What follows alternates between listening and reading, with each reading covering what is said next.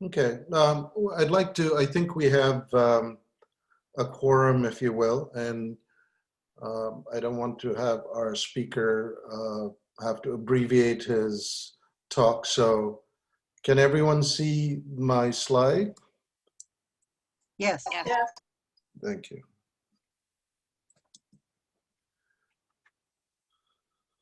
So I'm going to talk a little bit about who we are. Many of you are joining us from certainly not San Diego, in fact, overseas as well. And I welcome you all.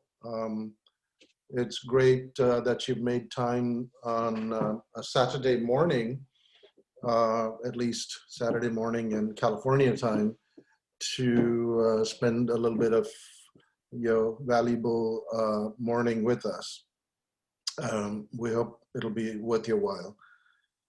So what we are is the South Asian Arts Council, and we're a support council of the San Diego Museum of Art. It's like many museums have Friends of Museum kind of association, but our focus, our mandate, if you will, is to promote South Asian arts. Many of you may not be familiar with South San Diego Museum of Art, but in fact, it has a world-class collection of Indian miniature paintings, well over 1,400 that we fondly call the Binney Collection. So some of you may have heard of the Binney Collection. Well, it resides in the San Diego Museum of Art. And that has allowed South Asian art lovers to sort of rally around this Binney Collection and use that as a sort of a momentum to get people interested all over the world. What we do is we provide a wide variety of programming, including the lecture series that you are joining us today, but also we do a study group and movie groups and so on. And now that Zoom, we're using Zoom, one of the silver linings of the COVID lockdown, has increased our reach all over the world. But most importantly, I want to thank the members of the SAAC, because it's the dues that members pay that allows programming like this. As you know, nothing is free.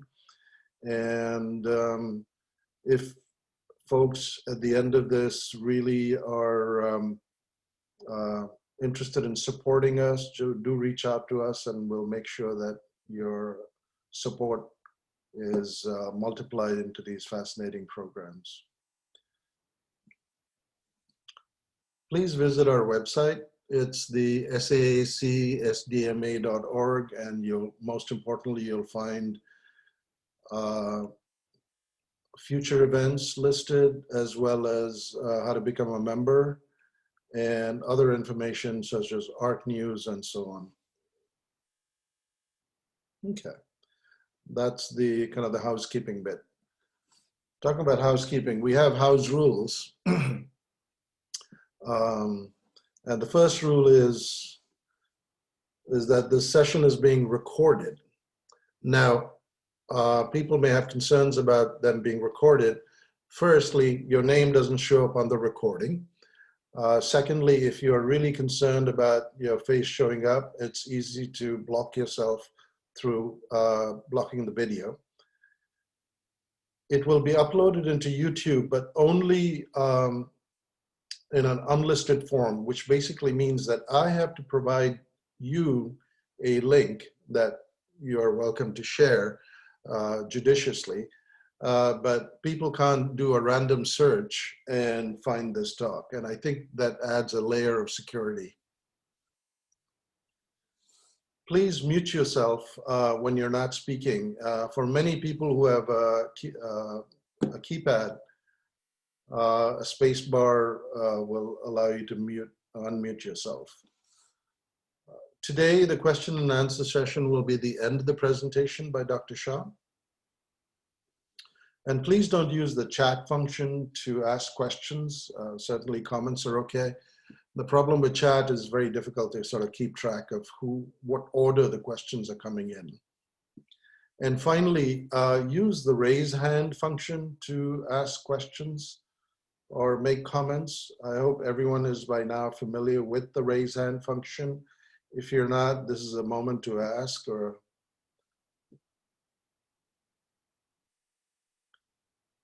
finally, as I mentioned, that we do a lecture series roughly about every month or 2 months. And the next one coming up is by Dr. David Zanton, who used to be at the UC Berkeley, who's now the president of Ethnic Arts Foundation. And he's going to be talking about Mithila painting. Many of you may know this as Madhubani painting. So Mithila painting today, new uses for ancient deities. So I think it's both historically relevant in terms of how these folk traditions develop, but also how they're evolving given the today's sociocultural changes. So I think this will be a fascinating talk. But that's all about the future and about the past. But let's get to the present.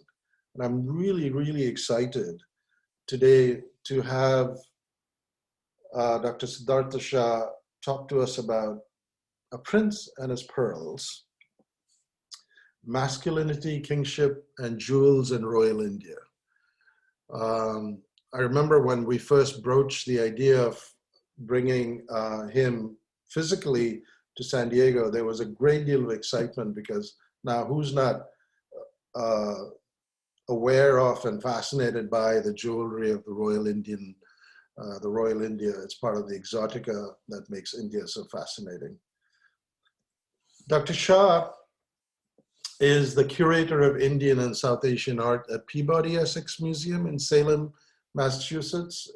If people haven't been there, if you're ever in the area, please visit. It's one of the finest small museums in the country. He's now also become the Director of Education and Civic Engagement, and you'll see shortly why this role is so appropriate for Siddhartha. It's because he's very engaging. But it also means he's very busy, so we're grateful that he made the time to visit with us today. He has a bachelor's from Johns Hopkins University and a PhD in art history from Columbia University, so I think that at least we know he's qualified. And but more importantly, he's on the advisory council of the Anne Frank Center for Mutual Respect. And I can't think of a more timely kind of activity that we need today, and that speaks highly of Siddhartha's core values. So I think not only do we have a package of art lover, art curator, and a good person all around. So without much ado, let me introduce to you Dr. Shah.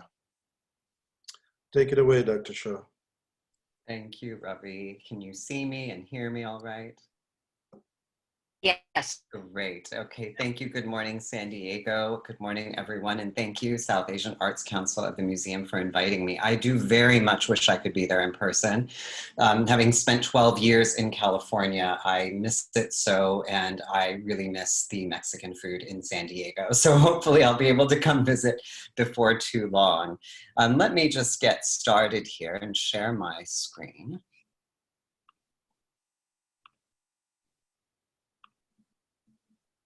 Okay. So some years back, I took an interest in the Grammar of Ornament by Owen Jones, a large and impressive book published in 1856. It features over 2,000 decorative patterns from across time and around the world, dislodged from their original contexts and subjected to a rather questionable system of historical and regional classification that typifies the typological tendencies of the Victorian period, one that was often reductive, misinformed, and that regularly smacks of colonialist sensibilities. The book is certainly gorgeous, but it fails to consider the deep symbolic function of certain motifs and patterns within their native contexts. Rather, the Grammar of Ornament presents a plethora of color schemes and designs from which to pick, choose, and use at will. Contrary to this notion of ornament as superfluous decoration, the art historian Anand Kumar Swamy wrote of ornament in India as a completion or fulfillment of the object adorned. Something, quote, essential to the nature of the object, end quote, rather than a thing to be added or omitted at will. In other words, in the Indian context, ornament may be superficial, but it is emphatically substantive, fulfilling various social and symbolic functions. Now, in thinking about this, I became very aware of a significant misreading of Indian aesthetics, one that reduced a rich wellspring of auspicious symbols to accessory, decoration, and excess. But I also understood that that which was perceived as decorative and excessive in the West was often also gendered, the ornamental as feminine. And this was an aha moment for me as it relates to bling. You see, I have worn jewelry since I was a child, and most of what I wear today, I have worn on my body since I was young.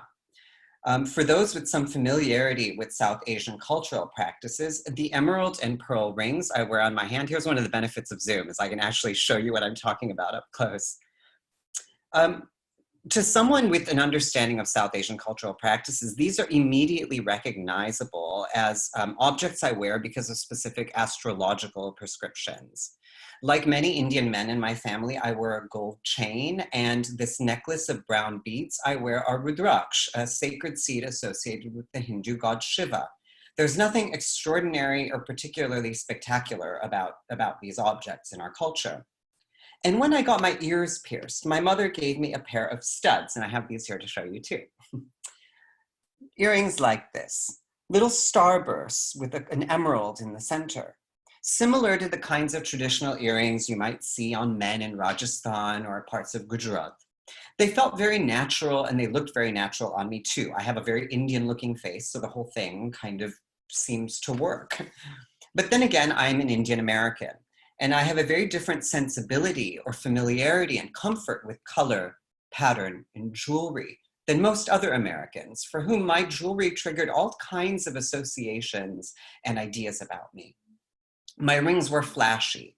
The gold chains, particularly through a tuft of chest hair, evoked a kind of late 70s sleaze. And if I wore those earrings I showed you, it was showing off.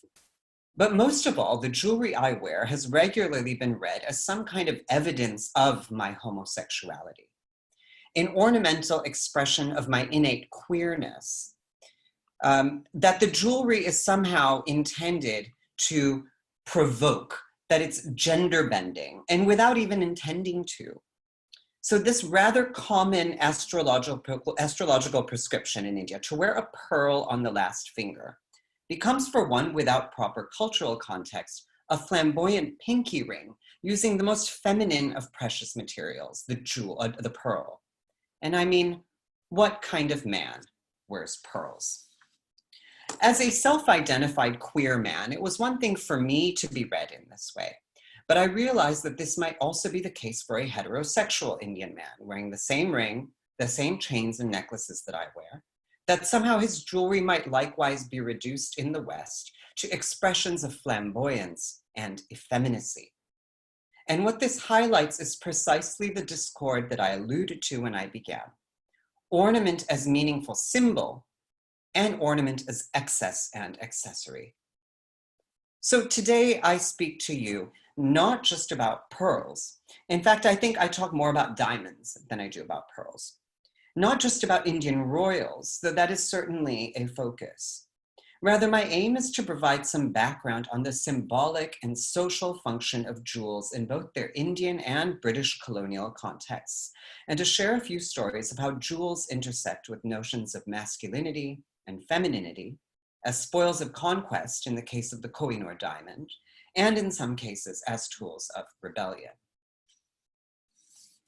Jewels have long played an essential role in fashioning the auspicious Indian body, as evidenced even in the earliest art excavated on the subcontinent. In the Indian context, the ideal body, one full of vigor and beauty, is always the body adorned, and it is in particular the royal male body that is most heavily ornamented in jewels, investing the king with qualities of auspiciousness and empowerment, fully adorned and thus fully endowed with the power to rule.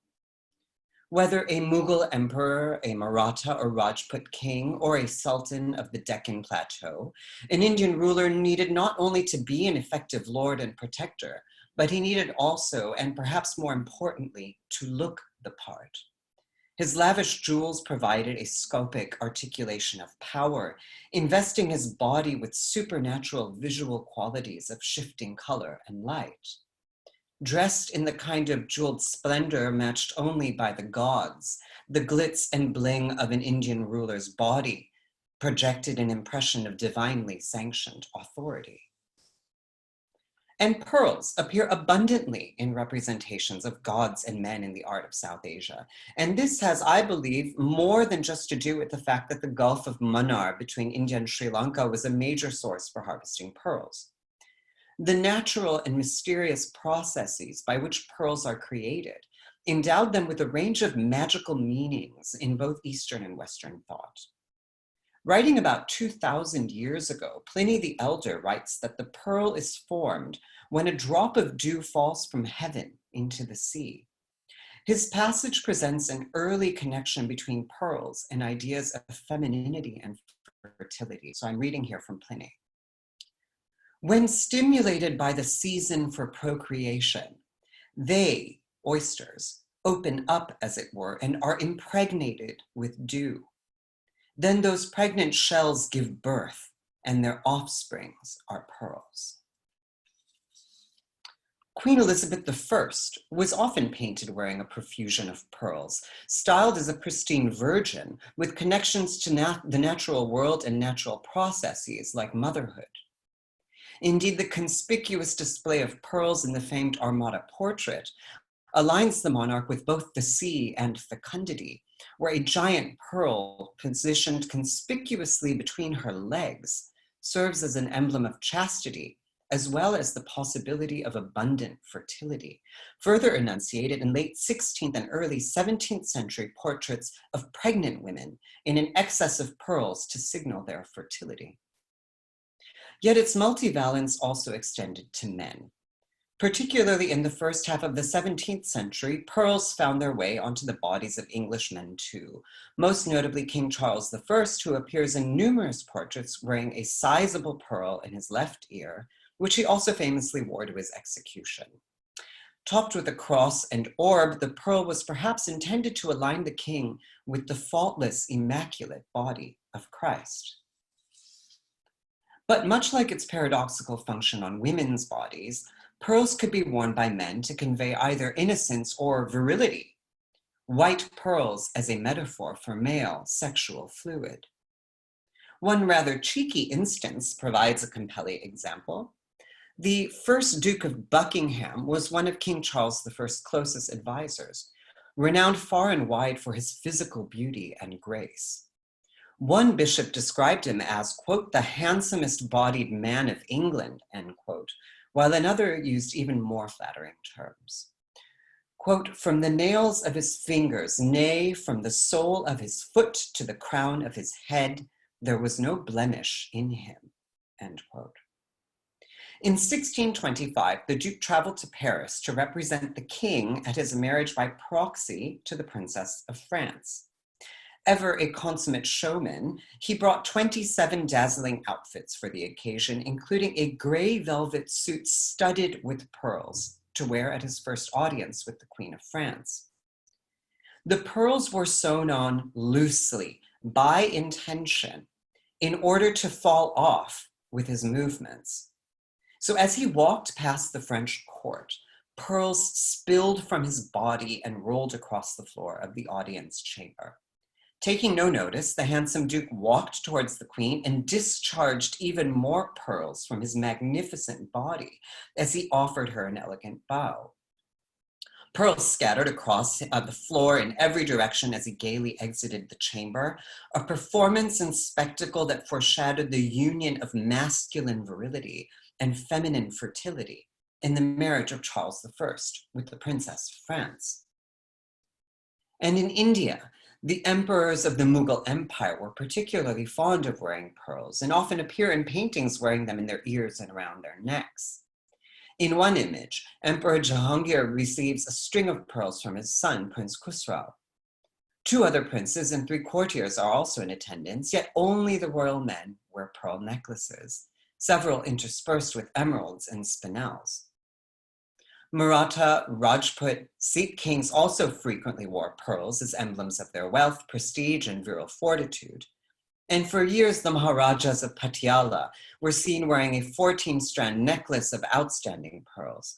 But most renowned of all were the legendary Baroda pearls, a 7-strand necklace of large, bright, and absolutely perfect pearls commissioned in the 19th century, which formed the cornerstone of one of India's most grand and impressive treasuries. Indian kings proudly adorned their chests in ropes of pearls, while European ladies of the 19th century strung them around their necks and over their breasts as symbols of feminine beauty. Harvested at the farthest reaches of the empire, pearls were an important accessory for a proper lady of society, a sartorial practice that essentially aligned the consumption and dress habits of Western women with those of Indian kings. This distinction both highlighted and substantiated the inherent effeminacy and intrinsic weakness of Indian men in the British imagination. I quote here from a 1907 publication called The Pearl to illustrate this point. Quote, "There is this difference between the East and the West, however. Whereas the men of the East wear them, in the West, pearls are worn almost entirely by women alone. The more rugged life of European men, the coarser fabrics of their garments to suit climatic needs, and their virile distaste for effeminate display, all combine to bar them from a jewel suited only to soft silks and linens or the touch of softer flesh." End quote. So on the body of the Indian king, pearls could represent a range of things related to kingship and power. Wealth, of course, but also purity, divinity, and sexual virility. But all this was easily lost in translation due to countless associations of pearls with femininity and weakness. Indeed, India has long been associated with femininity and ladies' items in the Western imagination. Pliny the Elder famously blamed the women of Rome for the collapse of the Roman Empire's economy by highlighting their obsession with Indian pearls and cotton, while the rage for muslin and chintz negatively impacted French and British economies well into the 18th and 19th centuries. Throughout the Victorian period and beyond, most Westerners experienced India through Indian commodities, mostly linked to femininity and domesticity. Things like dress material, upholstery fabrics, spices for the kitchen, tea, jewelry, and shawls. This feminized fantasy of India also extended to Western perceptions of Indian men, exemplified in the 18th century historian Robert Orme's remarks. In his study entitled The Effeminacy of the Inhabitants of Indostan, he wrote, "We see throughout India a race of men whose make, physiognomy, and muscular strength convey ideas of an effeminacy when compared to the form of the European who is making the observation. Their manner of dress, as well as the numerous foreign conquests of India throughout history, were all evidence of the weakness and incompetence of Indian rulers, who were far more interested in exquisite silks and outrageous baubles than in mastering the muscular martial arts of combat and warfare." But I'd argue that this intense preoccupation with the effeminate Indian king was symptomatic of larger anxieties around gender in Victorian England, particularly with a female ruler at its helm. Women, by convention, were considered the weaker sex, physically and intellectually, including by Queen Victoria, who referred to the very idea of women's rights as, quote, "mad, wicked folly," end quote. The ideal woman of the Victorian period was visualized as the angel in the house, who served her hardworking husband as a submissive wife and her offspring as a self-sacrificing mother. Yet as monarch, Victoria herself was superior to all men, including her own husband, which evoked more than a fair amount of anxiety in her subjects. As queen, she had to ask for Albert's hand in marriage, an act that made many British men insecure about losing their supremacy over the weaker sex, while also raising questions about the manliness of Prince Albert. A lithograph from 1840 commemorates the moment in which Victoria famously proposed to her handsome German cousin. Albert sits up rigidly with a passive, coy expression on his lowered face.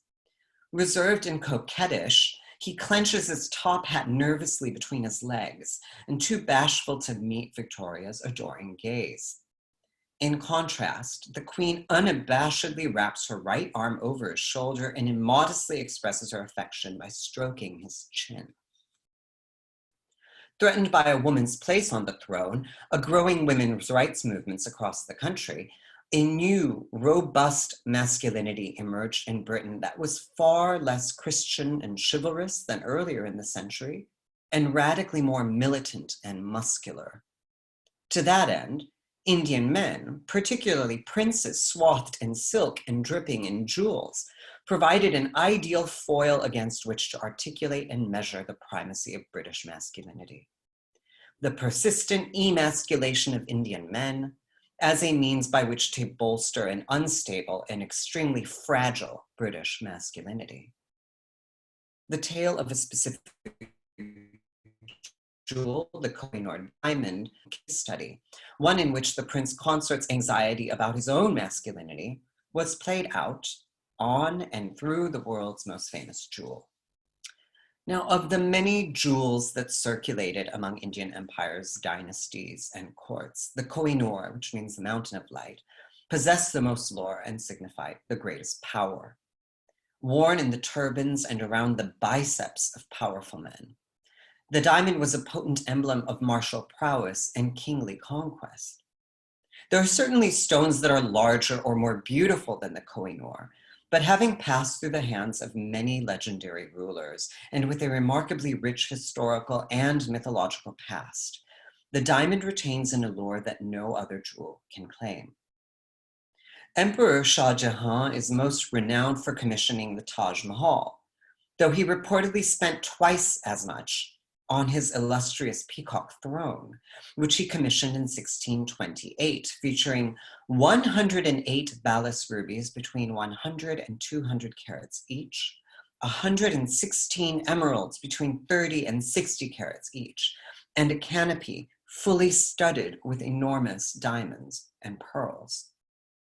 It included a number of the world's most famous jewels, including the 361-carat Timur ruby, the pink table-cut diamond known as the Darya-i-Noor, and the 187-carat Koh-i-Noor diamond.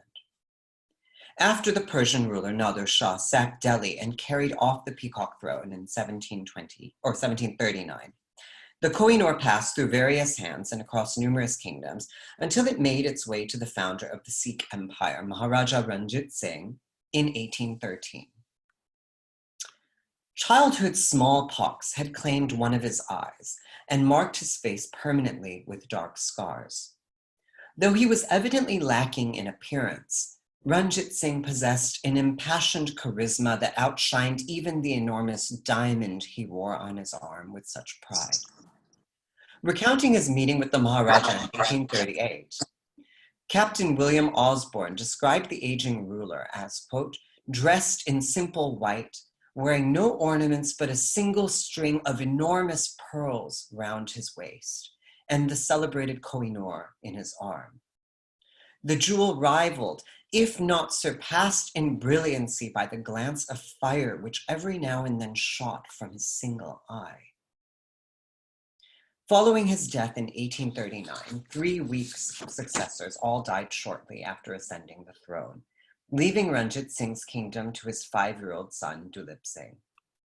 The next 6 years were riddled with instability and war, ushering in the annexation of the Punjab by the British in 1849.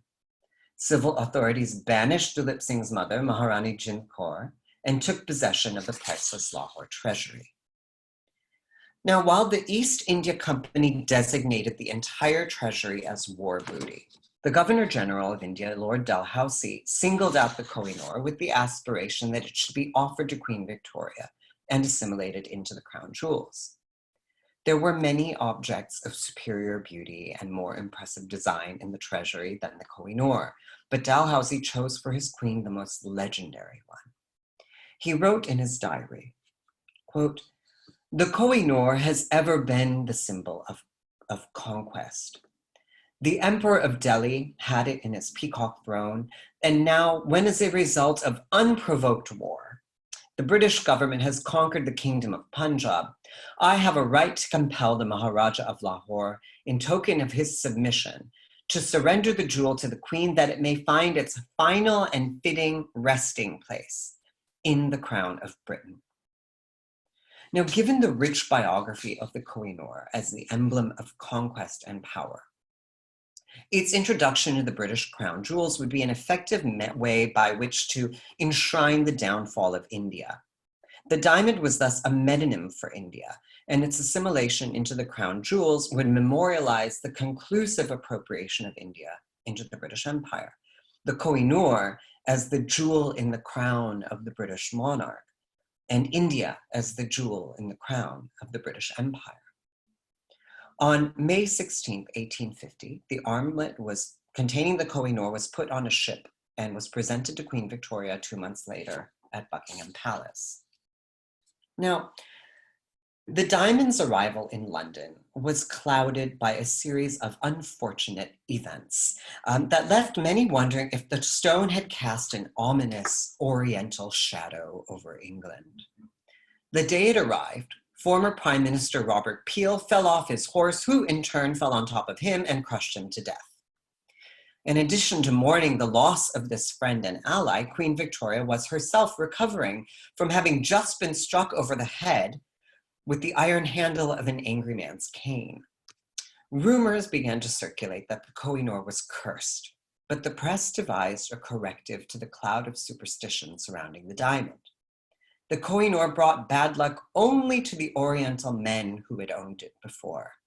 As a British female monarch, Victoria rendered the jewel's malignant powers useless. So the diamond of fallen Eastern kings was thus reconfigured as a portent of good fortune for women alone. Though the jewel's arrival in London began with a rocky start, no pun intended, the Kohinoor could not have come at a better time for a number of reasons. Namely, powerful royals throughout Europe possessed important diamonds, while Britain's queen had none. Napoleon Bonaparte's 140-carat Pitt diamond had been absorbed by the restored French monarchy, and Catherine the Great had acquired the 190-carat Orlov diamond for use in the Russian imperial scepter. British royals, however, had distanced themselves from diamonds due in part to the infamous reputation of Queen Charlotte, whose preoccupation with owning and wearing diamond jewelry had been a source of great criticism and embarrassment during the reign of her husband, King George III.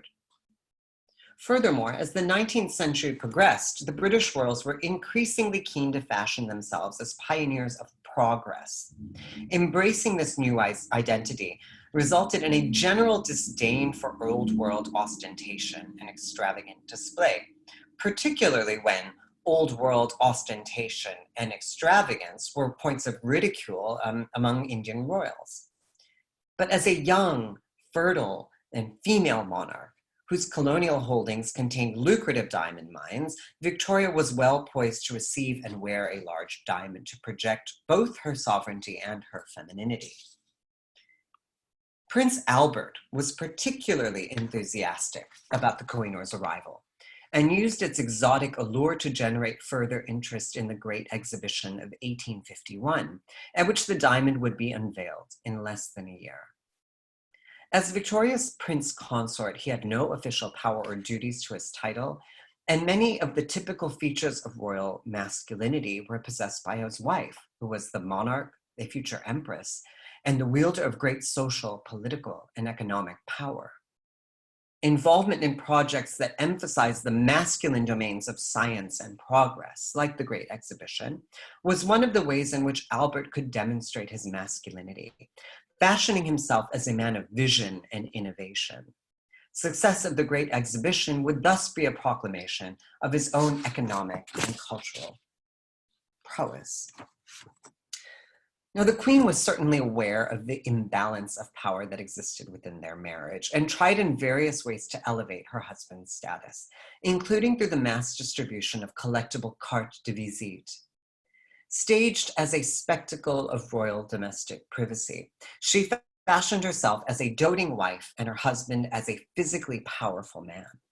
One of the images, the one I show here, features Prince Albert sitting with a book in his hand while Victoria touches his shoulder. His sidelong glance comes across as a glare of irritation, while Victoria's lowered eyes seem exceedingly meek and apologetic. If their poses do not sufficiently highlight his authority, the fact that Albert sits while Victoria stands certainly does, as typically no one stands in the presence of a monarch until invited to do so. Where Victoria and Albert stand on level ground, Albert assumes a proud and confident posture, while Victoria's eyes barely reach the level of his shoulders. And in another image, Victoria stands a step above him, yet the addition of a top hat as a prop accentuates Albert's towering position over her. Such photographs have been commonly read as stressing Victoria's domestic femininity, yet they're staged in a manner that simultaneously highlights the manliness of the prince consort. This construction of Albert's masculine persona was also disseminated through his publicized involvements in projects related to the sectors of economic, technological, and scientific advancement, and the Koh-i-Noor was assimilated into the strategy. The Great Exhibition opened in the Crystal Palace on May 1st, 1851, and visitors to the India Court were immediately struck by Queen Victoria's gold howdah perched on the back of a giant stuffed elephant.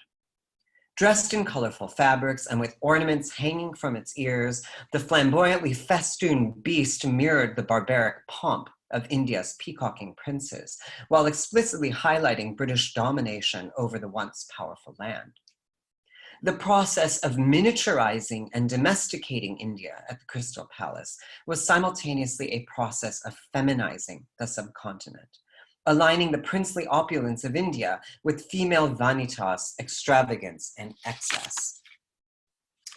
Touted by the press as the lion of the Great Exhibition, the Koh-i-Noor sat isolated from the fairyland of the India Court in its own specially designed exhibition space.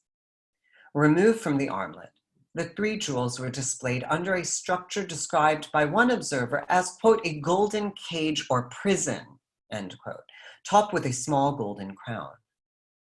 Beneath its imposing enclosure, and viewed from a considerable distance, the diamond appeared, quote, not bigger than half a fair-sized walnut, end quote. The mountain of light that had been so widely reported in the press was rendered minuscule and unimpressive under the formidable confines of the British crown. Quite like the India Court, the Koh-i-Noor was thoroughly miniaturized, domesticated, and presented as a spectacle with feminine appeal. As one visitor observed, wherever the ladies obstruct circulation and crowd one on the other, you may be sure there are jewels exhibited. This illustration from the satirical publication Punch depicts ladies in their imposing hoop skirts swarming around the jewel, which is completely hidden from view. The gold enclosure towers over them, its voluminous shape mimicking the rounded edges of the women's skirts.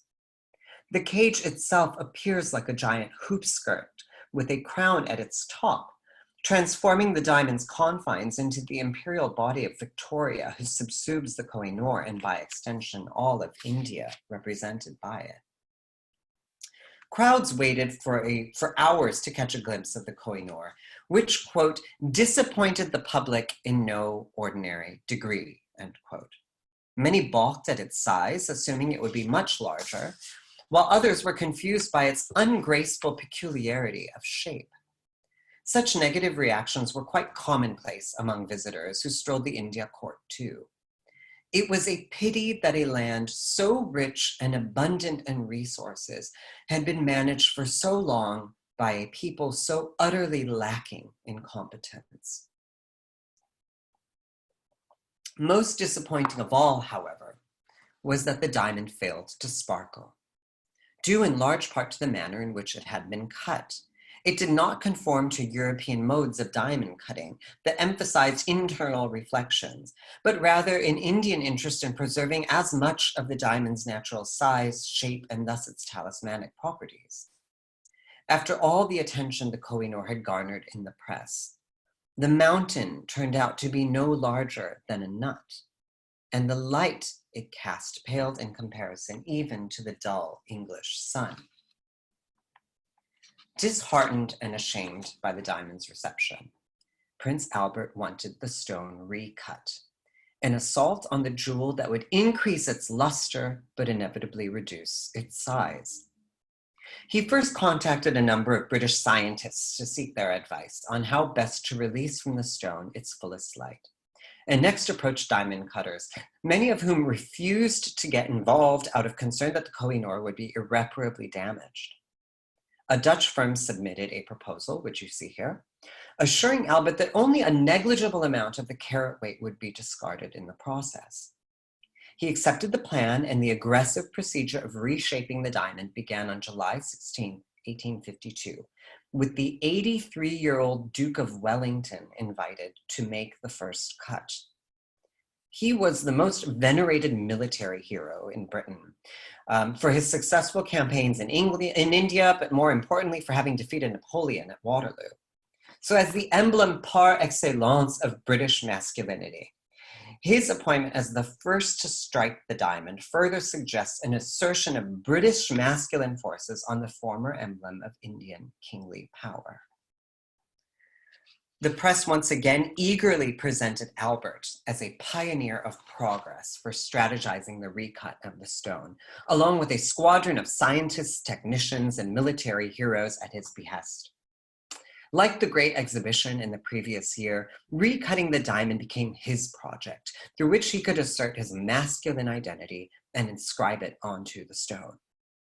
While the London press reiterated the promise that the diamond would be cut without greatly reducing its size, the claim quickly unraveled.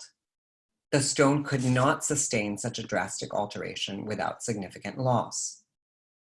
Cutting the diamond became a kind of cultural or racial reassignment surgery, whereby all that was distinctly Oriental or Indian about the jewel was excised, while the remainder was refined and civilized along British standards. So the Kohinoor ultimately lost 43% of its original carat weight in the 38-day botched process.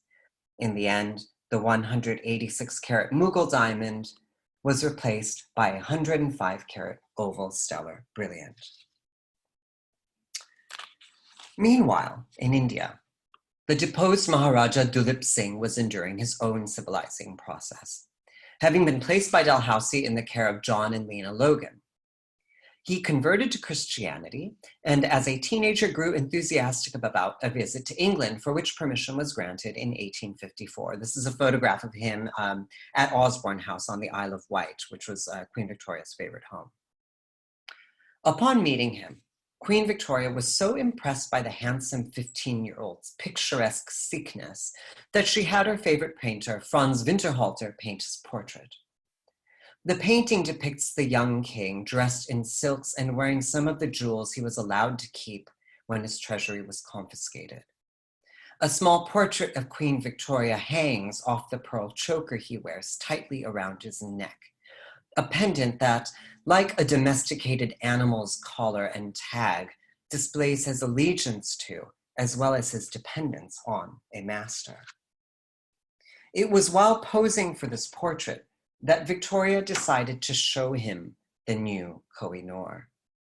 An account from Mrs. Logan's memoir describes the awkward encounter during which the Maharaja saw and touched his diamond, which had been reduced to nearly half of its size. I'm now reading from her journal. A slight bustle near the door made me look in that direction, and I beheld to my amazement the gorgeous uniforms of a group of beefeaters from the tower, escorting an official bearing a small casket, which he presented to Her Majesty. This she opened hastily and took therefrom a small object. The Queen cried out, "Maharaja, I have something to show you." Dulip Singh stepped hurriedly down to the floor, and before he knew what was happening, found himself once more with the Kohinoor in his grasp, while the Queen asked him if he thought it improved, if he would have recognized it again. As he walked towards the window to examine it more closely, turning it hither and thither to let the light upon its facets, there was a passion of repressed emotion in his face, patent to one who knew him well, and evident, I think, to Her Majesty, who watched him with sympathy not unmixed with anxiety. That I may truly say, it was to me one of the most excruciatingly uncomfortable quarters of an hour that I have ever passed. Seeing him standing there, turning and turning the stone about in his hands, as if unable to part with it again. At last, as if summoning up his resolution after a profound struggle, and with a deep sigh, he raised his eyes from the jewel and moved deliberately to where Her Majesty was standing, and with a deferential reverence placed in her hand the famous diamond, with the words, "It is to me, ma'am, the greatest pleasure thus to have the opportunity as a loyal subject of myself tendering to my sovereign, the Kohinoor." Dulip Singh made no mention then or ever about the many other jewels from his treasury that had been given to Queen Victoria by the East India Company. Later in life, however, he would make several unsuccessful attempts to reclaim the Kohinoor, which he felt had been unjustly obtained. The jewel-wearing kings of India had come to be aligned with opulence and femininity in England, with many of their precious gems like Dulip Singh's diamond finding new homes on the bodies of women. The Kohinoor that had for generations adorned the turbans and biceps of Indian kings had been transformed into a brooch on the breast of the Queen, with Prince Albert orchestrating and supervising the entire procedure. Through it, Victoria managed to enhance her feminine public persona, announce the power of her husband, proclaim her imperial fortitude, and assert the conclusive subordination of India, all with just one stone. The diamond moved between a brooch, a circlet, a bracelet, and tiara during her lifetime, and continued to move between settings following her death in 1901. Queen Alexandra had the jewel placed in the center of her coronation crown in 1901, and it was subsequently worn by Queens Mary in 1911 and Elizabeth in 1937. Since its arrival in England, the diamond has never been worn by a male, reserved exclusively for the adornment of royal women. Prince Albert's untimely death in 1861 threw Victoria into an extended period of seclusion, and she dressed exclusively in black widow's weeds for the remaining 40 years of her life and reign. Though she did occasionally wear the Kohinoor diamond, particularly after being proclaimed Empress of India in the 1870s. But a persistent mood of bereavement and sorrow took a toll on her subjects, who after several decades were starved for celebration and monarchical glamour. Later in her reign, as the Queen's Golden Jubilee of 1887 approached, her subjects and her government were keen to honor her 50-year reign with full fanfare. But as usual, Victoria refused to wear any state robes or ceremonial crowns. Concerned by the utter lack of gusto in the aging widow of Windsor, the government resolved to invite Indian princes to the Jubilee, who would liven things up with their characteristic pomp and oriental flair. The bling and glitz of Indian royals was thus viewed as ample compensation for the Queen's absolute lack of charisma. Their ornamental function was further underscored by a dress code imposed on the Indian guests. A letter sent to the Viceroy from the India Office in London stated, The queen wishes them, the princes, all to appear in native costume. European costume would be distasteful. The bejeweled Indian princes, who had for so long been the subject of harsh criticism, found new meaning and function in the outrageous spectacles of the Raj. In the 3 imperial assemblages, for example, better known as the Delhi coronation durbars, to commemorate the ascension of Empress Victoria and Emperors Edward VII and George V, respectively, Indian princes were invited to participate, but again, with a strict mandate on how they were to appear and behave during these celebrations. They too were instructed to appear in their finest native clothes and jewels as signifiers of respect, loyalty, and submission. The novelist Pearl Craigie attended the 1903 Delhi Durbar and described the procession of picturesque princes as, quote, a horrible medley of the infernal and the grotesque, the ancient barbaric and the modern vulgar, the manifestation of power without glory, of riches without beauty, and pride without strength, end quote.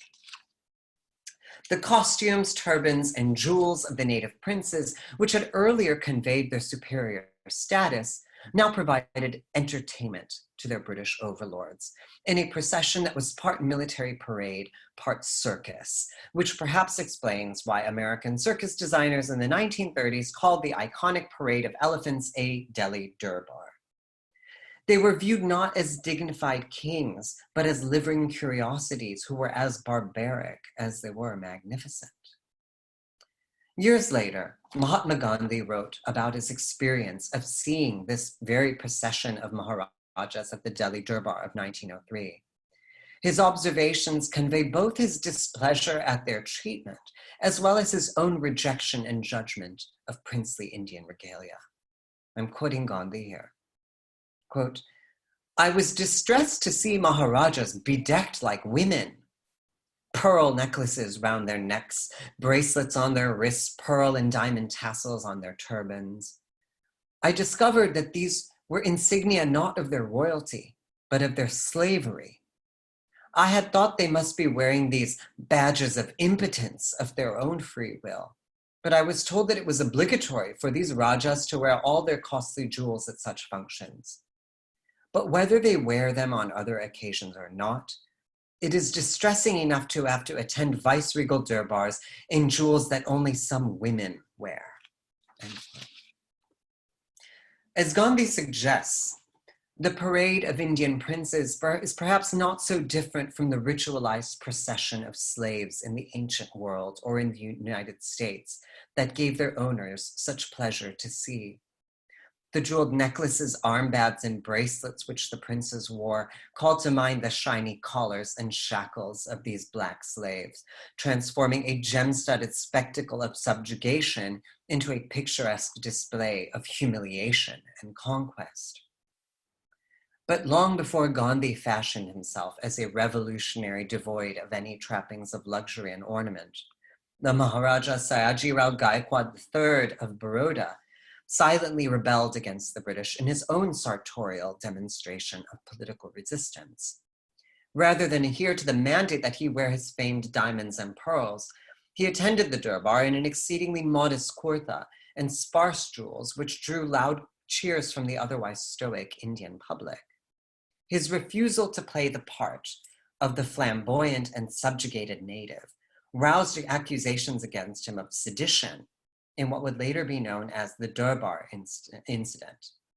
The king's most powerful weapon of resistance was his legendary necklace, the Baroda pearls, which he refused to wear for such an occasion, averting the ridicule of those who occupied his country and sending a very clear message that the Durbar was no occasion at which to wear his priceless jewels. Today, it's quite frankly rare to see the jewels of many Indian royals, as many do not want to reveal what they still possess in their treasuries or what they have chosen or perhaps been obligated to sell. Those famed Baroda pearls hadn't been seen for decades until 2 strands from the piece appeared at auction in 2007 and sold for over $7 million. In general, I'd say that Indian royals have taken a stance that in some ways replicates the path of British royals before Victoria received the Koh-i-Noor, distancing themselves somewhat from old world ostentation. While many wealthy families in India live out their royal fantasies in over-the-top weddings and looks that give new meaning to more is more. But for me, as a man with familial ties to Baroda, who is not of royal descent, to wear jewelry that holds deep personal meaning has been a way for me to connect to my familial roots, to my culture that has long had a long and refined history of aesthetic sophistication and a celebration of beauty. I had asked earlier, somewhat in jest, what kind of man wears pearls? My honest response is any man who's man enough to wear them. So, thank you. Thank you, Siddhartha. That was just lovely, fabulous, incredibly wide-ranging, and brought, I think, a piece of India that I'm familiar with, reliving it in many ways. So I shall take my pearls out and wear them proudly. You must. We need to bring them back. We need to Yeah. bring back pearls on men. Okay. So I think the way we're going to move forward is thank you for being on time, Siddhartha. So it allows plenty of time. So if you're not in a rush, we'll open up the floor, as it were, for some questions and comments. As I mentioned earlier, what we're going to do is use the raise hand function. Hopefully most of you know how to do that.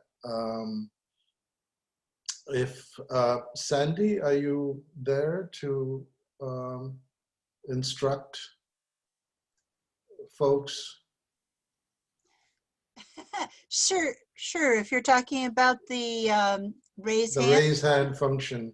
if you open your participants panel, which participants is on your Zoom menu bar, and click on that, at the bottom left, there is a raise hands icon. On most people's participants panel, you can click on the raise hands to be able to ask a question. If it's not there, then go to the lower right of your participants panel and click on the ellipsis, which is the 3 little dots, and opens another little menu, and it will somewhere there say raise hands. It doesn't have the icon, but it says raised hands, and you can ask a question. And we already have 2. Go for it, Ravi. All right, Vanita, go ahead. You're on mute, Vanita. Oh, we can maybe unmute her. Yeah, okay. I've got it unmuted. I have never thought of Indian men wearing jewelry as effeminate. But I have, since coming to this country, I have thought of Western men wearing jewelry, gold jewelry, as you mentioned, sleazy. Never thought of it when the Indian men wore it. But my question is, since you spoke at length about pearls, I recently saw a painting at the San Diego Museum of Art. It is a Renaissance painting of Madonna holding the infant, and the infant rarely wears jewelry. However, in this one, he wears a string of pearls. It's a painting by Crivelli. I have a picture here, but I don't know how to show it because I see my video is off. I can't seem to open the video. He is wearing a string of pearls around his neck. The baby Jesus is wearing a string of pearls with a brooch, a pendant. Okay. I don't know if you can see this picture. I'm going to show this. And that's what surprised me in the picture more than anything else. Can you see it? Can you move it up a little higher? I'm showing Yes. you more I of the can see part of painting. it. Yes. Yeah. That good? Yeah. Yeah, Mary is not wearing pearls, but he is. And Yeah. it was painted, I think, by the Adriatic coast. So I'm wondering if it was an influence from trade or what the symbolism could be. So it's interesting. My first foray into the study of pearls actually started with a research paper having to do with Christian relics and reliquaries, where I was looking at a holy thorn reliquary that had a piece of the throne, or not the throne, the crown, a piece of the crown of thorns that Christ wore. Okay. And it was covered in rubies and pearls. And so my theory was that rubies had to do with holy blood, and that the pearls had to do with the body of Christ, and that this was kind of thing. And so I was researching this a lot, and I found a lot of statements about Christ being connected to the pearl, because there is an immaculate conception. Like if you think about the quote by Pliny I shared, that a drop of heaven falls into the open container of the precious oyster that then gestates and forms this perfect body that is divine. And so that the pearl was then like a Christ and the pearl, like they're essentially the same. And that's why we think of the word mother of pearl, which is on the inside. There's this whole thing of the pearl as having gone through processes of gestation and birth. And so that's where the pearl is connected with Christ. And also Charles I's pearl earring has a cross and an orb on top of it. So there is a connection also there with Christianity and with the perfect body of Christ. Okay. Siddhartha, Vanita, I'm actually going to share that image because I was able to access it. So people know what we're talking about. Okay.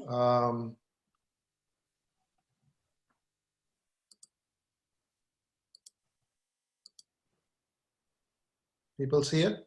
Yes. Yes. The painting is very detailed. The pearls are painted in detail. You need to see the painting. It's not as good in this picture. You don't see it much. Yeah. But very I'm surprised. pointing my arrow right there. Yeah. Okay. Anyway, I wanted to make sure everyone had a chance. Yes. Thank you. We have Bimia Reed. If I'm pronouncing that correctly, please go ahead. Yes, thank you. I'm Bimaya. I did really enjoy the talk, and just had a question about not specifically to the presentation, but I was wondering if Siddhartha might tell us a little about the painting that's behind him. It is unbelievably beautiful, and I just love her. Yeah, so right here? Yes. Okay. That is by an artist who's a good friend of mine who is based in Hyderabad. His name is Anand Gadappa. And he does these really, really playful paintings. And so that one, you can't really see it up close. She's playing an instrument. Her tongue is extending out as if to kind of start tonguing the instrument because she finds it very sweet, I guess. And there's a little like shadow puppet beneath it. And I just love his watercolors. And so that I probably got it about 13 years ago in India. But he's a wonderful artist who's also a dear friend. Very lovely, thank you. I just wanted to say that as an African American, I was way early disturbed by all the symbolism and the sort of subjugation of the Indian lands by the British. And it just was like, by the time you said it, I was ready to throw up already. Like it's really yucky, you know? And I think that sometimes we don't give a lot of thought to the meaning behind ornamentation and sort of like it's, because additionally, like in Africa, there were a lot of very beautiful, you know, natural resources and diamonds and things like that. And so to see it kind of overtaken and sort of ripped from its context was very meaningful. So I appreciate the talk. Thank you. Well, there's also, you know, I had, when I was in my dissertation, I had a section on tigers and tiger claw jewelry. And in that, oh, my cat wants to join. um, Hey, in Kat. that, in my dissertation, I wrote about how when there was I can't remember his name, I don't know the name, but a Zulu king. When he was conquered, there was a necklace of lion's teeth that he wore. And the man who took possession of that necklace sent these lions, or lion's claws, I think, claws or teeth, to all of these women in England to wear. So it was also the necklace of a king, which he sent only, there's a list, give this one to Mrs. So-and-so and this to Mrs. So-and-so, and they were turned into jewels for women to wear. So there is this parallel that I see between what was happening in Africa and in India under British rule. Very much so. Thank you so much. Appreciate it. Heather, you're up next. Heather Zimmerman. Yes, thank you very much. That was such a wonderful presentation, very engaging and again, broad ranging. It seems that it would be suitable for a book, and I'm wondering if you're planning or working on a book to pull all of this together. I mean, it would be wonderful, I think.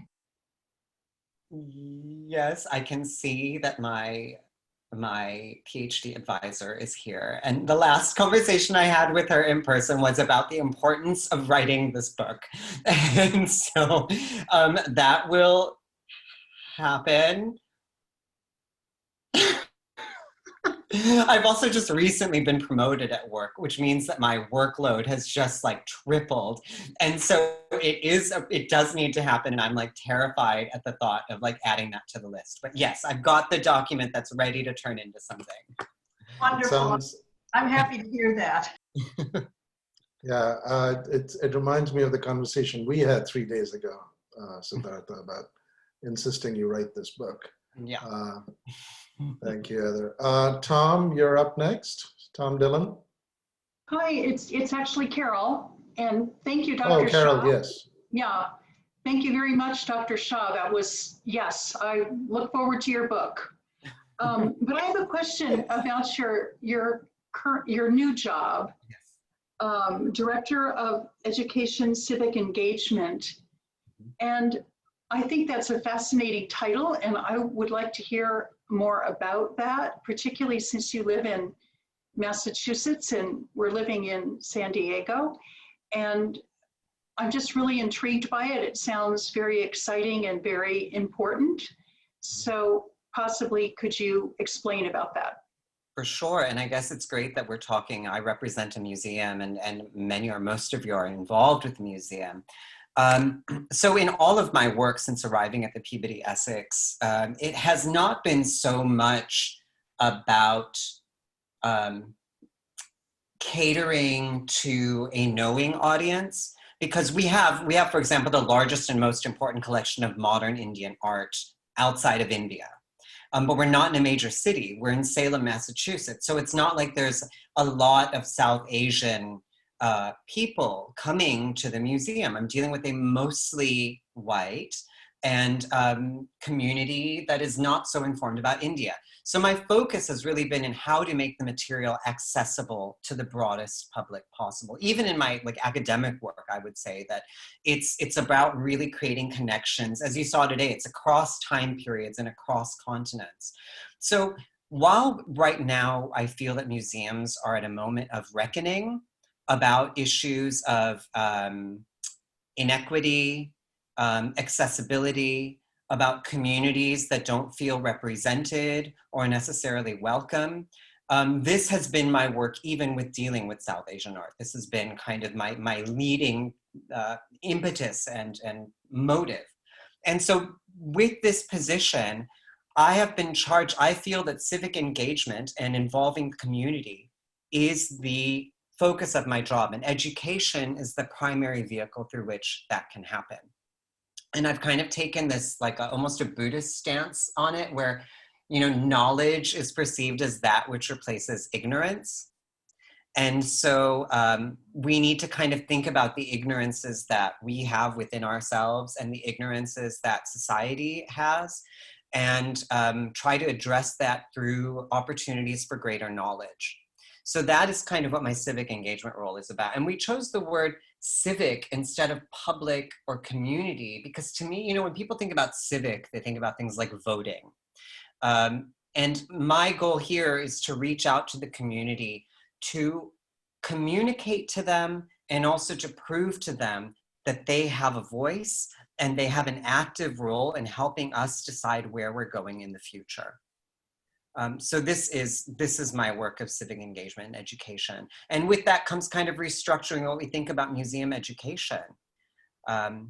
What is really going to appeal to people, what is going to transform people, and what is going to draw new audiences who have previously felt maybe not interested or welcome.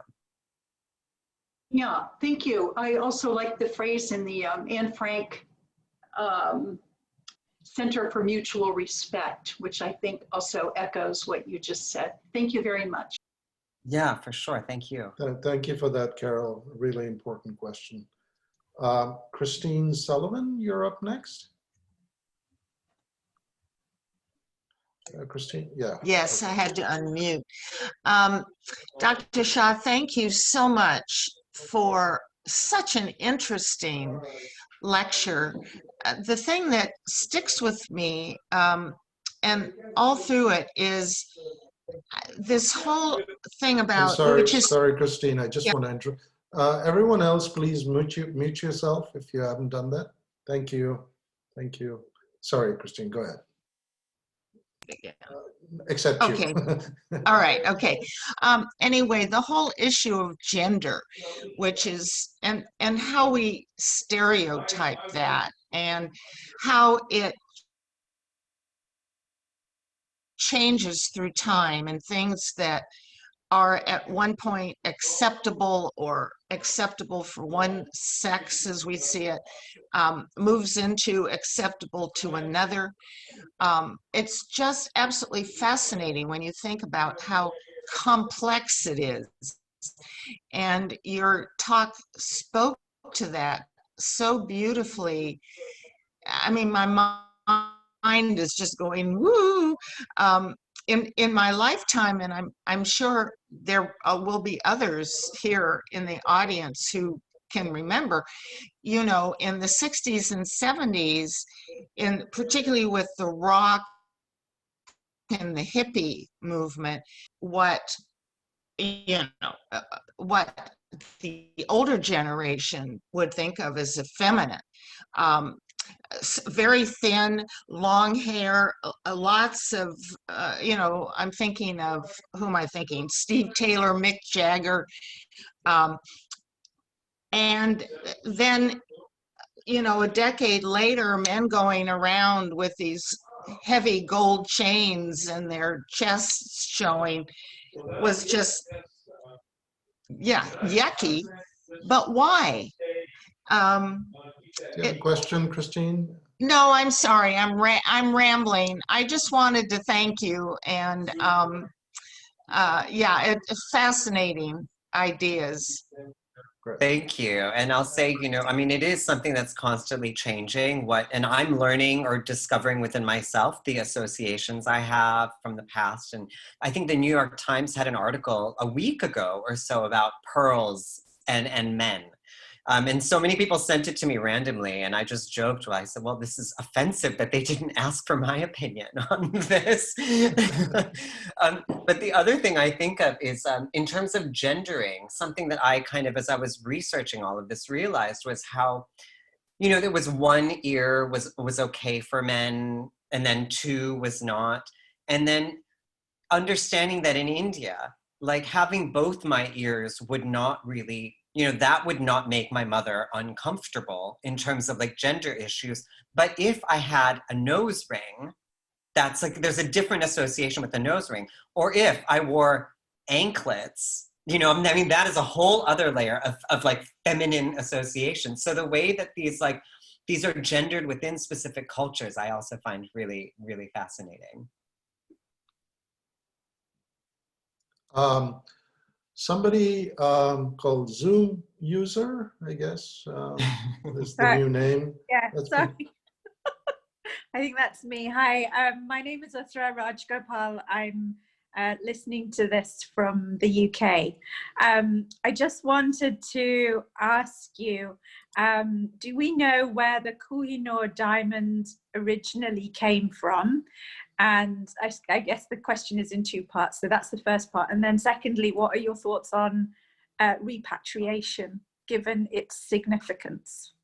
Great. So the Kohinoor diamond does come from India. It comes from South India, likely Golconda, where all of the diamonds were coming from until mines were discovered in Brazil and elsewhere.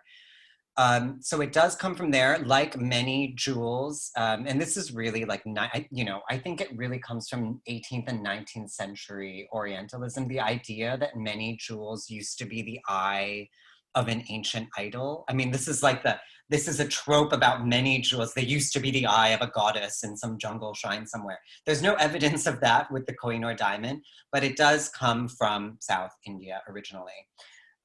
In terms of repatriation of the diamond, it's a very interesting issue because who would you send it back to? The diamond comes, yes, it was mined in India. It was claimed by the Sikh, taken from the Sikh Maharaja in what is now Pakistan. So where do we want to send it? Because if we're going to send it somewhere, I say send it to Pakistan because it was in Lahore. And like India's like, no, it's for us, it's for us. But also it's like, this was the Sikh kingdom. Do we then want to think about maybe sending it to Punjab? You know, and Burma has also, or Myanmar has also like claimed rights over it. So there's all these questions about who actually are we sending it back to? And where are you going to draw those boundaries? So I personally think, that it's a bit of an embarrassment, the fact that it is still in this crown that has not been worn since the coronation of Queen Elizabeth II. Her mother wore it at her coronation in 1953, I guess. It has not been worn since. I doubt anybody's going to wear it. It's now sitting in this box, you know, where you go on the moving walkway through the Tower of London and you get a flash, you can like ride on it again. And it's there, and somehow I see the power of that display. It's like receiving darshan when you go to a temple and you're hurried on by the security guard. Yes, exactly. It is. Oh, thank you very much, Dr. Shah. That's really, really interesting to hear your points of view. Thanks so much. Thank you. Thanks for joining. Thank you for that, Zoom user. We now have Gautam Hathiramani. Go ahead, Gautam. Hi. Well, firstly, I think I echo everyone else's opinion that this subject and the way it was delivered definitely needs to be a book. My question goes back to the rest of the ancient jewels from India. I think a lot of them also ended up in the Persian Empire. So what I wanted to ask Dr. Shah was, how would you compare the way that those jewels were received and used over the years compared to the symbolism that they meant for the British Empire versus the Persian Empire? Wow, that's a great question. So yeah, the Peacock Throne, which contained a lot of these jewels, was taken to Persia. And that is where the stone, so then it eventually, you know, it's taken from Shah Shuja of Kabul gets it from the Persian ruler, and then Ranjit Singh gets it from him. So you have these jewels being traded. I mean, you know, you conquer and you claim treasuries is what you do. And there are certain jewels that are more valuable than others, like the Kohinoor or the Daryai-Noor, that have like a mythic quality to them. And like the Daryai-Noor, the pink diamond, is still in the royal treasury of Iran. It's in Tehran somewhere, I believe. But I don't actually know specifically how the Persian or other cultures' relationship with jewels compares to the British one. I think both use them as spoils of war. You know, it's like you take certain things and then you parade them and you aggressively display them as yours. So taking the jewel of one king and then literally putting it into your crown. is a show of your domination over them. The thing that I think is specific to the British is the way a lot of these things are then recontextualized as being only for women's bodies. Like the Timor ruby that I showed, 361 carat spinel with the names of many rulers on it, that belongs to Queen Elizabeth II. And it is one of her favorite jewelry objects. She has said, is that like necklace that goes with it. This was only worn by men before. And now it is only worn by women. That part I think is unique to the British. But what I specifically meant was whether the Persian rulers enjoyed using them much more than the British rulers did. Oh, I think so. In terms of wearability. Yeah, you just have to look at the paintings, and they are dripping with jewels just like our kings were. Yes. Thank you very much. Thank you. We have Angela Vasandani next. Angela, go ahead. Okay. Sorry, my video is. That's not to worry, Angela. Okay. Go ahead. I really enjoyed your talk, and you have, I think, this is just the tip of the iceberg. So you really piqued my interest in this and the history of all the jewels in India and where they were taken to, and whether it was in England or in the Middle East or whatever. Can you suggest a reading list, or even one or two books that kind of trace the history of the jewels from India? That's part one of my question. Part two of my question was, growing up in India, we always heard that certain stones, certain jewels like diamonds or sapphires or rubies could not be worn by everybody, that diamonds had an effect, they had an energy that had an effect on you, and so was it with sapphires and rubies as well. Could you speak a little bit about that? Sure, and thank you. I would say to read about jewels, I really like the work of Usha Balakrishnan, who was in this talk earlier. I don't think she's still here. Usha Balakrishnan has written some great things, and there's a recent book that she did with Deepthi Shashidharan on jewels of the Nizams. That is really fantastic. But in terms of the tracing the history of jewels or jewelry, that gets a little trickier because this is a subject of great fascination to me, because even today, when you think about jewelry, it's very common in like the Indian context to melt things down, reconstitute them, remove stones, use the gold for something else, and then put those stones somewhere else, or take something, cut it down. So it's hard to retrace certain objects because they might have shape-shifted multiple times in their life.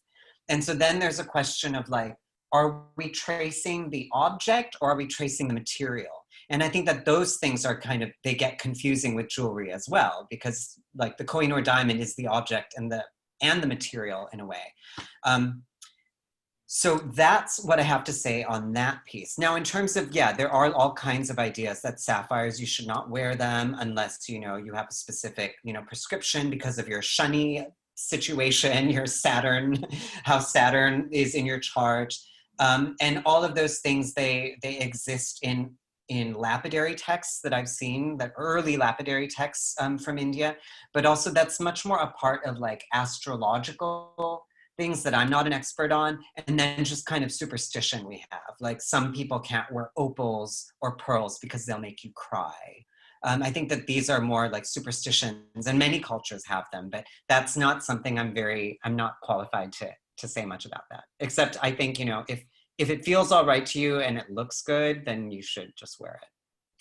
So Siddhartha, Ravi here, there have been a lot of requests through chat about the books you mentioned.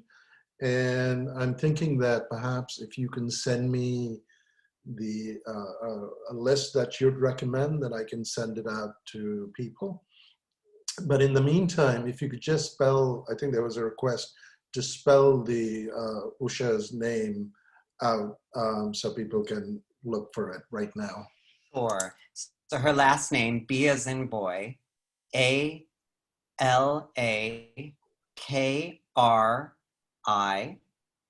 S-H-N-A-N. I'm going to put it in the chat. How about that? Yeah, thank you. Yeah. Okay. And I will also say just one more thing. Another book just for understanding, like, you know, Usha Balakrishnan's work is like about jewelry, but I think that like a greater thing to look at is about adornment and ornamentation in the South Asian context. And that I will also just add a book I recommend for that. So I'm adding, I'm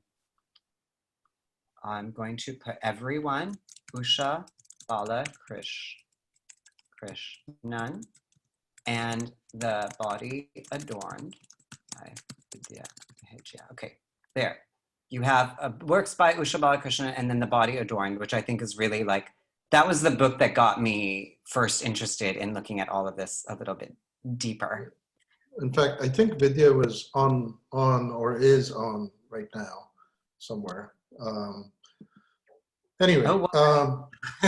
yeah. So now we have. Are you still doing okay with Q&A? Because it's going. Do you have a few more minutes? Another 5 questions. I do. I took your advice and I blocked myself off for questions. Okay. Well, listen. This is great because we're having a conversation in your living room and can't be better than that. Next is Benjamin Wild. Go ahead, Benjamin. Hello, thank you so much. That was an amazing talk. And appropriate enough, sort of studied with gems. I didn't know the story of the Duke of Buckingham and his sort of pearls falling off. So that was great. The question I wanted to ask though was sort of feeding back to something that was said about the Kohinoor, but specifically a point was made about the relationship maybe between the perception or status of Indian and African gemstones. So you made the point, obviously rightly, that the Kohinoor has never been worn by a member of British female royalty, and indeed is not worn at all. But I was then thinking of Cullingham 1 and 2. So Cullingham 1 being obviously in the scepter, and then Cullingham 2 being in the imperial state crown, which has been worn by British royal men. And I'm wondering, does that then maybe reflect something different in terms of the perception of African or Indian diamonds specifically, or stones more generally, or just the sort of different perceptions or mythologizing about Cullingham and the Kohinoor? Great, thank you, Dr. Benjamin Wild. Good to have you in on this presentation. Thanks for joining from the UK. Yeah. So to me, those diamonds that are in the scepter and the crown, the Cullinans, those were mined. While like they were mined and discovered in a British colony. To me, that is different than jewels that are taken as spoils of war. And I think that is also some, you know, a distinction I take is not so much that it's that Africa and masculinity, let's say, or Indian femininity, but one is directly a spoil of war and is put on like on the woman's body. And then the Cullinan just becomes a part of like this new, the post-Queen Charlotte resurrection of diamond jewelry. Yeah. But also I'm sure that there's like spoils of war that are in like the state jewels that are worn by men as well. But the Kohinoor is just such an iconic one that was only in turbans and like bicep. So that's quite specific to that one. I would also say, you know, a counterpoint to this is the fact that when George V goes for the Delhi Durbar, that he's not allowed to take the state crown jewels with him because those cannot leave the island. And so he commissions the imperial crown of India to then take with him to India, which is over the top in jewels. I mean, it's got so many emeralds and so many diamonds. It's so glitzy that he actually talks about how much his head and shoulders hurt from having to wear that thing in the heat in Delhi. But that is actually a moment that I hope to write about more in the future, where the tables have turned, where the British are talking so much about Indian ostentation and positioning themselves as other, that by that end, the last gasps of empire, the British are now over the top doing these Indian spectacles. And then you have a figure like Gandhi, who's just like wearing next to nothing to highlight the ostentation of the Raj. And the crown of India is another like great counterpoint to this whole thing. Yeah.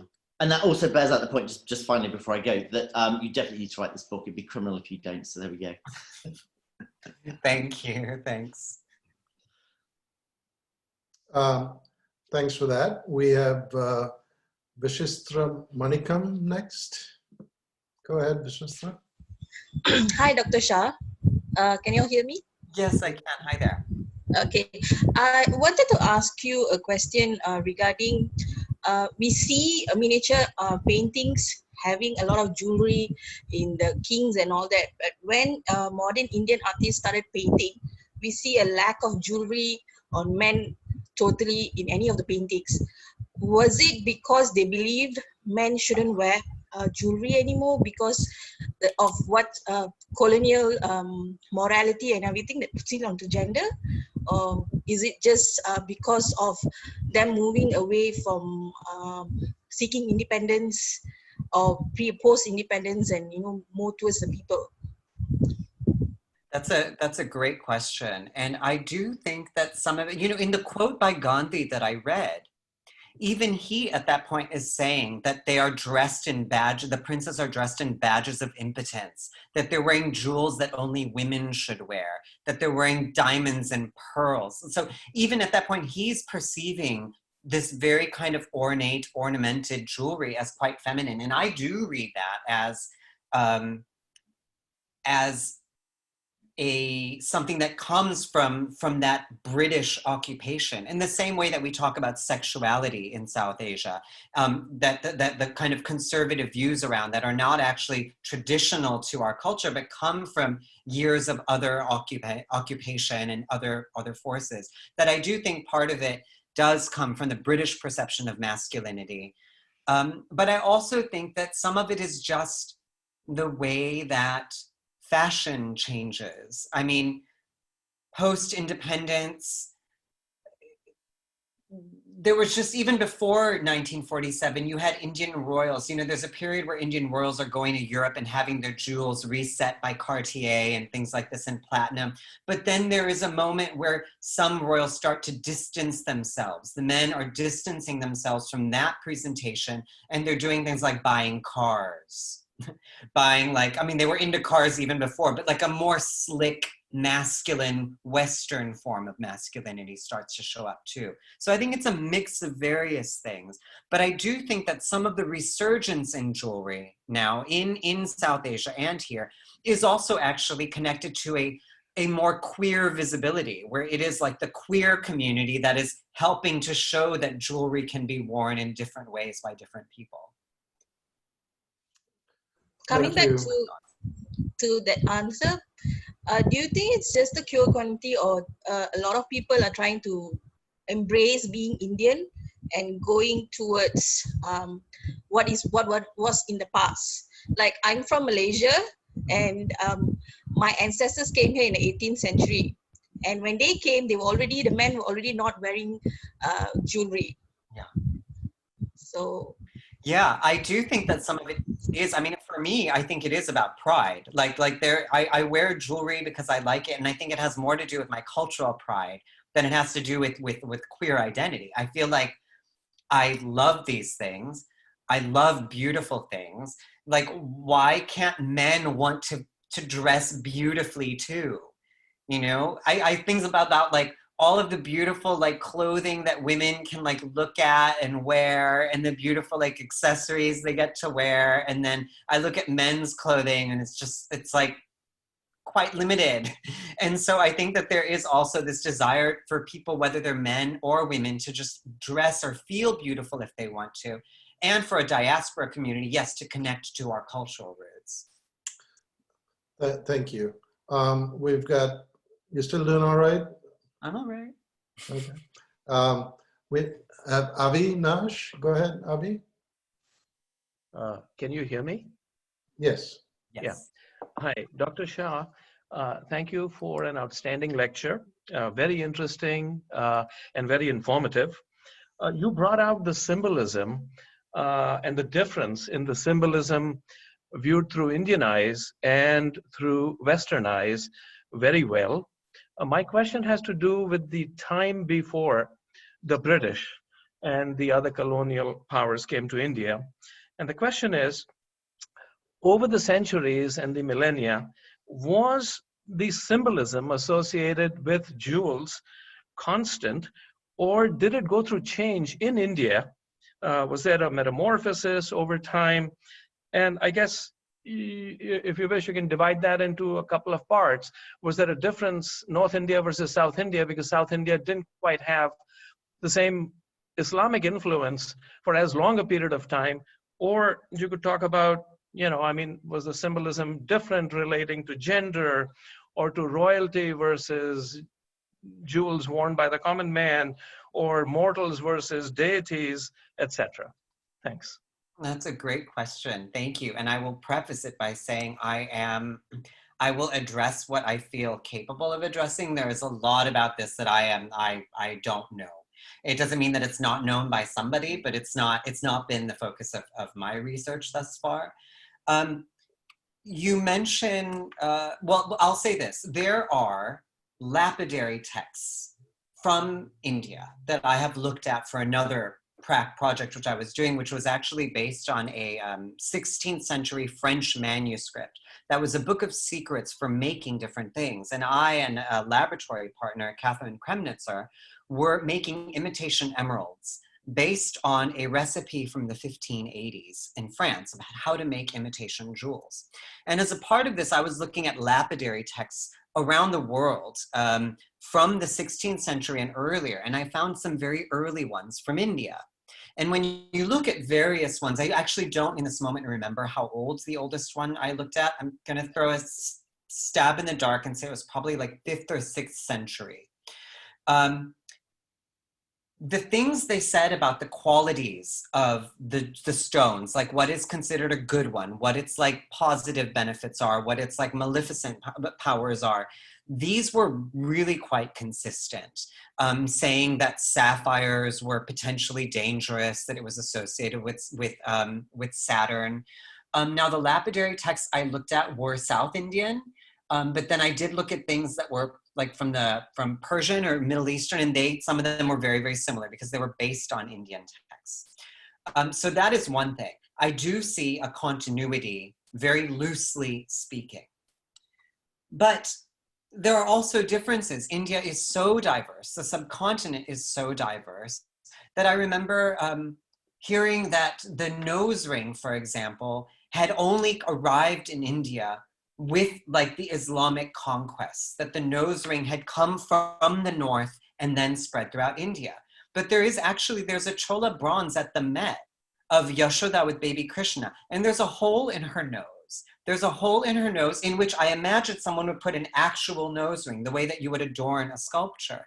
So I don't believe that this is necessarily true, that the nose ring came from Persia or the Middle East and then arrived in India. It was clearly in South India at an early period. So there's a lot more work to be done on this. So I think generally jewels, just like textiles, like jewels are very, very important to the subcontinent. Whether everybody universally views specific jewels in the same way, I don't actually know. I know I was doing an interview yesterday where the man did a rapid fire question. He was just asking me rapid fire questions to conclude the interview, and everything had to do with art or beauty. And so he would throw out like Madhubani, and he'd say, what do you think? And I said this, and then he said, Rajasthan. And I said, I think about that ornament that the women in Rajasthan wear. It's like, there's like a jeweled circular ornament that is often worn by women that's right here. I don't know what that object is called. I don't see it very often in other parts of India, just like I don't see the Maharashtrian nose ring that kind of dangles in a particular way in other parts of India.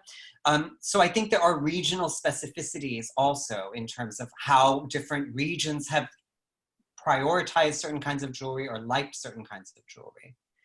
It's a long-winded answer to a complicated question. Thank you. I'm going to share an image and I want you to just comment on that. It relates to the early jewelry bit, and everyone can see this. This is Chandraketugara, about 100 BCE to 100 ADE. I'm sure you've seen these, Siddhartha, in various museums. Does your museum have one of these? No, our collections really start mostly in the 18th century. Right. So, but I think that in terms of jewelry, some of the imagery from this period in East India, Bengal, probably exemplifies a lot of what you're talking about. Yes. Anyway. Yes, so there will be changes in the jewelry over time, like certain ornaments maybe we see in that image that people don't wear anymore, like particular hair ornaments, let's say. That's right. That's right. But there are others that persist, especially amulet. These like you see them even in Gandharan bronzes. That's correct. They will wear, or bronzes, sorry, Gandhara, like sculpture, stone sculpture, like necklaces of amulets that look like the kinds of amulets people wear today, little capsules or little boxes.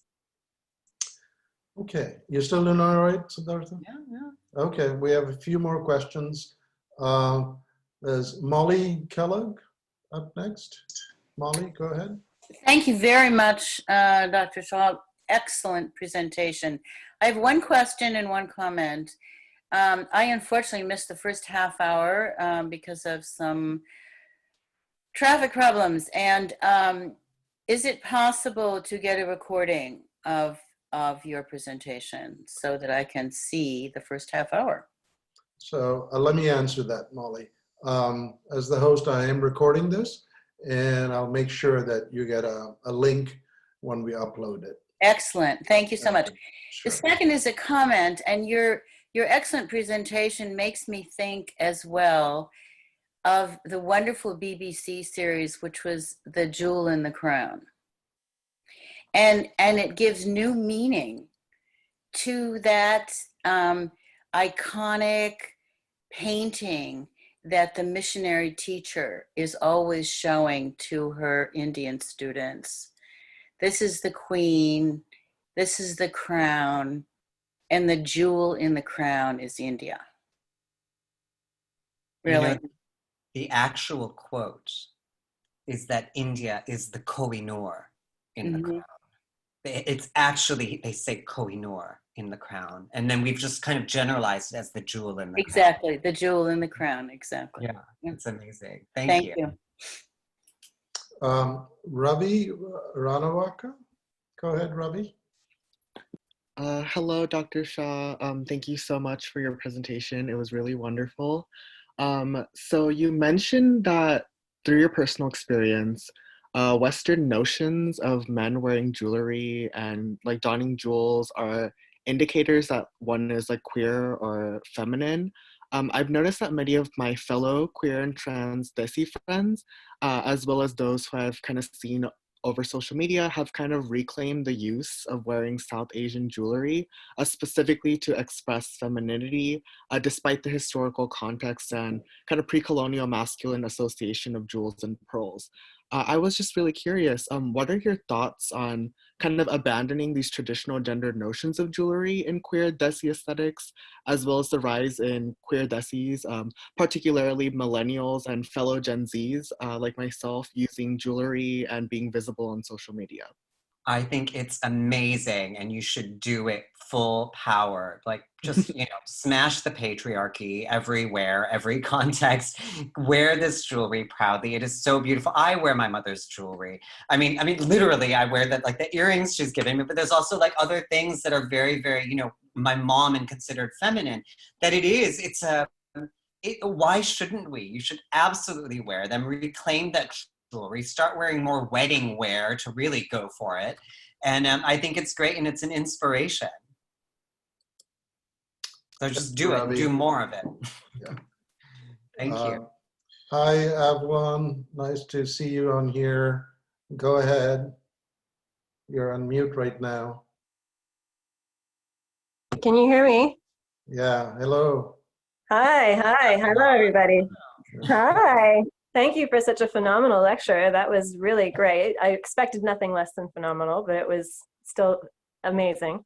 I wondered what your thoughts were on how your framework, looking at the wearing of jewelry through the context of this Victorian obsession around boundaries, colonial boundaries, cultural boundaries, gender boundaries, sexual boundaries, how much that could extend into color in menswear and the use of color or lack thereof in Victorian extending into 20th century menswear in the West versus Indian menswear, and whether or not the lack of use of color in menswear in the West is reactionary in any way to the perception of color as it's used in India.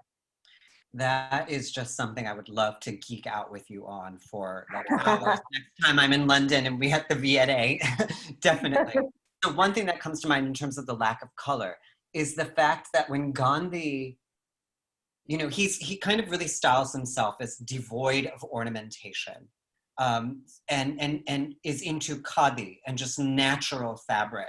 So I think that is also devoid of color. So there is this simultaneous kind of assertion of masculine power that is expressing itself through lack of color, whether it's black in Victorian menswear or white in whitish or natural color in Gandhi's wear.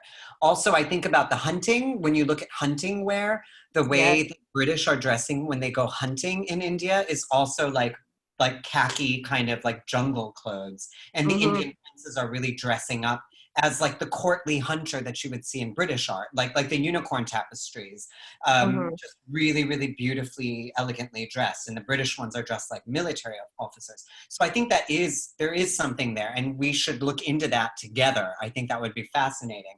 But the other thing that comes to mind is the famous quote by Diana Vreeland of pink is the navy blue of India. Yes. And this idea that pink and blue are the most gendered of the colors. And not only pink, but navy blue. It's like as masculine as you can make the blue. And India is using pink to do that. I think that just summarizes like the crux, kind of that there's so much that needs to be done around color and masculinity in India. That the fact that pink is considered as manly as they do. Absolutely. Okay, well, I look forward to your next trip to London so we can hash it all out. Yes, and I also think, like, as I speak about jewels in this, the fact that while Indian jewelry is a fascinating subject in and of itself, I think it's also a problem to study Indian jewelry divorced from clothing, because they obviously go together. The ruler doesn't just wear the jewels. There's like the whole sanctity of the robe he's wearing and the jewels on top, that those should really be looked at together. So we should do it. I look forward to it. Thank you so much. Thank you for joining us, Avalon. So I think we have exhausted the questions, although there are a lot of comments that I will forward to you, Siddhartha. And people can always email me, or they can find me on Instagram, which is where I'm most kind of active, sharing objects from the collection. Yeah. So I cannot thank you enough for this wonderful, enlightening, engaging presentation. And I think people have come away with a lot of questions. And so I think, to reiterate everyone what people have said, we're going to await that book.